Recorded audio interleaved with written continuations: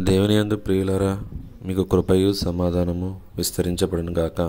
యెషయా గ్రంథము 55 అధ్యాయము 8వ వచనంలో, నా తలంపులు మీ తలంపులు వంటివి కావు, మీ త్రోవలు నా త్రోవలు వంటివి కావు, ఇదే యెహోవా వాక్కు.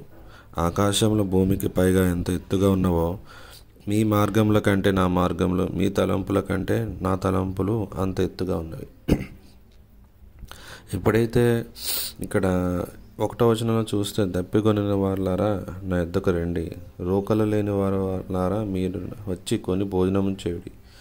రోకలు లేకపోయిన ఇయ్యకి ద్రాక్షరసము పాలను కొనుడి.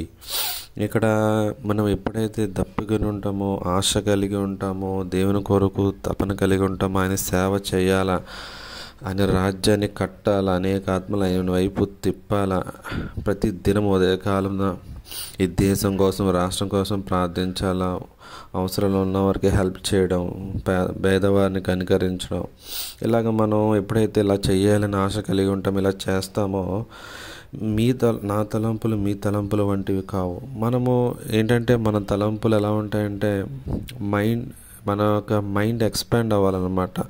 సొలొమోన్ ఆశీర్వదించేటప్పుడు ముందు ఏం చేశాడంటే మైండ్ని ఎక్స్పాండ్ చేశాడు, విశాలపరిచాడు అనమాట. సొలొమోన్ యొక్క హృదయాన్ని ఏం చేశాడంటే దేవుడు విశాలపరిచాడు. ఎప్పుడైతే మన హృదయము విశాలపరచబడుతుందో అప్పుడు గొప్ప గొప్ప ఆలోచనలు, గొప్ప గొప్ప తలంపులు, దేవుడు మన పట్ల కలిగిన గొప్ప ఉద్దేశంలో, ఆ తలంపులు మన పట్ల దేవుడు చేయడానికి సిద్ధంగా ఉంటాడు. నువ్వు ఎప్పుడైతే ముందు ఆశ కలిగి ఉండాలి. మనమేమో చిన్న చిన్న ఫ్యామిలీ, ఒక జాబు, ఒక చిన్నగా సెటిల్ అయిపోవాలా, వంటకి యాకోబు ప్రేయర్ చేసినట్టు తినడానికి తిండి, వేసుకోవడానికి బట్టలు ఉంటే చాలు అన్నట్టు అలా కాకుండా, ఇక్కడ ఏంటంటే దేవుడు మనం ఉన్నతంగా భూపరంగా అటు ఆత్మీయ పరంగా గొప్పగా దీవించాలి, ఆశీర్వదించాలని దేవుడు కోరుకుంటున్నాడు అనమాట. ఇక్కడ ఏంటంటే రోకలు లేకపోయినా సరే వచ్చి ద్రాక్షరసమును పాలను కొనుడి. అంటే మనం ఎప్పుడైతే దేవుని కొరకు దప్పికొని ఉంటామో, ఆశ కలిగి ఉంటామో, ఆయన వరాల కోసం, ఆయన ఫలాల కోసము, ప్రభువాని కొరకు నేను జీవించాలా, బాడీ ఆఫ్ క్రైస్ట్లో ఏదో ఒక నాకు బాగా ఒక ఫుల్ఫిల్ చేయాలా అని చెప్పి దేవుడి కొరకు ఎప్పుడైతే మనం ఆశ కలిగి ఉంటామో, ఆయన పరిచయం చేస్తామో, ఇక్కడ దేవుడు ఏం చెప్తాడంటే, దేవుడు ఇక్కడ సంతృష్టి కలుగజేయని దాని కొరకు మీరు కష్టార్జితం ఎలా వ్యయపరిచేదారు, ఆహారము కాని దాని కొరకు మీరు ఎలా రోకలు ఇచ్చేదారు, ఎందుకు ఉపయోగం లేని వాటి కొరకు సమయాన్ని వెచ్చిస్తారు, వేస్ట్ చేస్తారు. ఇక్కడ ఏంటంటే మనము లోకంలో ఒక్కొక్కసారి బిజీ అయిపోతూ ఉంటాం అన్నమాట. వ్యర్థమైన వాటిని చూస్తూ, వ్యర్థమైన వాటిలో మాట్లాడుతూ, ఇలాగ లోక సంబంధంగా లోకానుసారులుగా మనం జీవించి సమయాన్ని ఏం చేస్తామంటే వృధా చేస్తాం, సంతృష్టి కలగజేయని దాని కొరకు.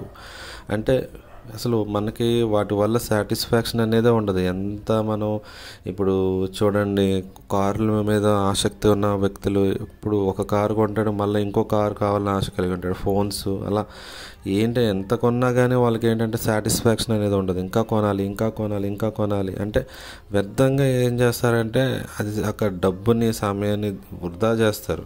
కానీ ఎప్పుడైతే మనము దప్పికొని ఆశ కలిగి దేవుని వద్దకు వెళ్తామో, ఆయన ఏం చేస్తాడంటే మనల్ని సంతృప్తి పరుస్తాడు. మనకి ఏది అవసరమో అదే ఇస్తాడు. దానివల్ల మనం ఏం చేస్తామంటే ఫుల్గా సాటిస్ఫై అయిపోతాం. ఇంకా వేరే దాని కొరకు ఆశ కలిగి ఉండలేమన్నమాట. అంతగా దేవుడు మనల్ని ఏం చేస్తాడంటే తృప్తిపరుస్తాడు. ఇక్కడ భక్తిహీనులు తమ మార్గం విడవలను, దుష్టులు తమ తలంపులు మానవలను. వారు మన దేవుని వైపు తిరిగిన ఆయన బహుగా క్షమించును.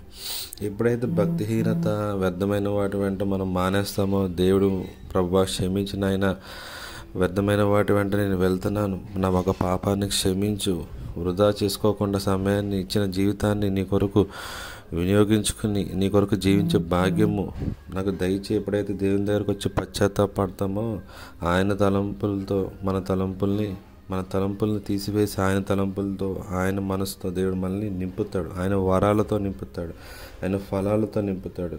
ఇక్కడ ఏంటంటే ఆకాశంలో భూమికి పైగా ఎంత ఎత్తుగా ఉన్నావో, మీ మార్గముల కంటే నా మార్గములు, మీ తలంపుల కంటే నా తలంపులు అంతా ఎత్తుగా ఉన్నావని దేవుడు ఇక్కడ చెప్తున్నాడు. అంటే అంత మన తలంపులకి దేవుడి తలంపులకి అంత గ్యాప్ ఉందన్నమాట, అంత డిఫరెన్స్ ఉంది.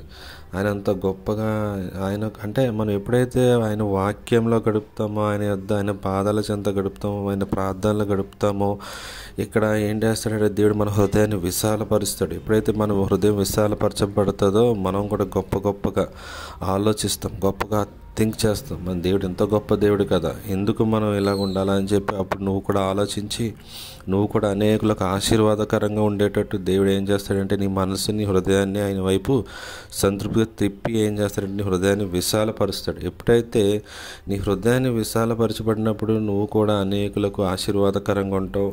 నువ్వే ఒక దీపస్తంభంగా ఉంటావు. దేవుడు అందరికంటే, నీ బంధువుల్లోని, నీ స్నేహితుల కంటే, నీ యొక్క ఆఫీసులో కానీ, నువ్వు ఎక్కడున్నా, నీ ఊరిలో, నీ యొక్క ఎక్కడికి వెళ్ళినా దేవుడు ఏం చేస్తాడంటే అందరికంటే ఉన్నతమైన స్థానంలో దేవుడు నిన్ను నిలబెట్టి ఆయన తలంపులతో నిన్ను నింపి నిలబెట్టి ఆయనకు మహిమకరంగా దేవుడు వాడుకుంటాడు. నువ్వు చేయాల్సింది ఏంటంటే దప్పికొని ఉండాలి, ఆశ కలిగి ఉండాలి. ఆయన వాక్యం కొరకు ఆయనకి ఎప్పుడు ప్రార్థన చేయాలి, ఆయన ప్రేమించటంలో, ఆయనకి ఇవ్వటంలో, పేదవారిని కనికరించటంలో, ఆయన ఆజ్ఞల్ని పాటించటంలో, అనేకులకు బంధకాలను విడిపించట్లో ఎప్పుడైతే నువ్వు ఇలా ఆశ కలిగి ఉంటావో దేవుడు నిన్ను ఉన్నతంగా ఆశీర్వాదకరంగా అనేకులకు దీవెనకరంగా దేవుడు నిలబెడతాడు. ఈ దేవుని వాక్యము చిన్న వాక్యం దేవుడు దీవించును గాక. ఆమేన్.